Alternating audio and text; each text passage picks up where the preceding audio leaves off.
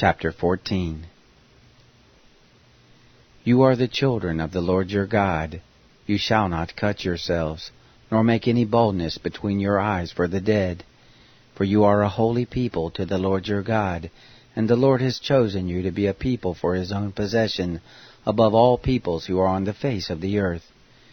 You shall not eat any abominable thing. These are the animals which you may eat: the ox, the sheep, and the goat, the hart, and the gazelle, and the roebuck, and the wild goat, and the ibex, and the antelope, and the chamois.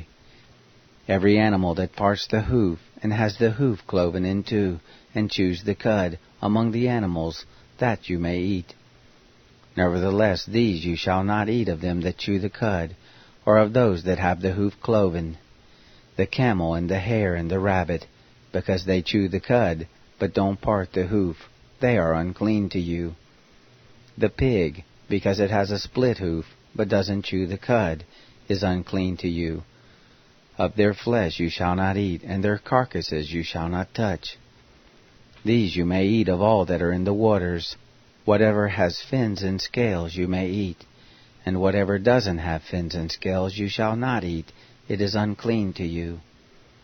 Of all clean birds you may eat, but these are they of which you shall not eat: the eagle, and the gyre eagle, and the osprey, and the red kite, and the falcon, and the kite after its kind, and every raven after its kind, and the ostrich, and the nighthawk, and the sea mew, and the hawk after its kind, the little owl, and the great owl, and the horned owl, and the pelican, and the vulture, and the cormorant, and the stork, and the heron after its kind, and the hoopoe, and the bat. All winged creeping things are unclean to you; they shall not be eaten. Of all clean birds you may eat. You shall not eat of anything that dies of itself. You may give it to the foreigner living among you who is within your gates, that he may eat it, or you may sell it to a foreigner. For you are a holy people to the Lord your God. You shall not boil a kid in its mother's milk. You shall surely tithe all the increase of your seed, that which comes forth from the field year by year.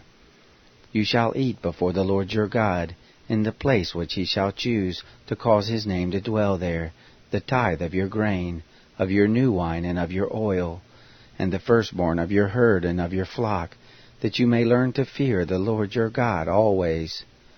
If the way be too long for you, so that you are not able to carry it, because the place is too far from you, which the Lord your God shall choose to set his name there, when the Lord your God shall bless you, then shall you turn it into money, and bind up the money in your hand, and shall go to the place which the Lord your God shall choose.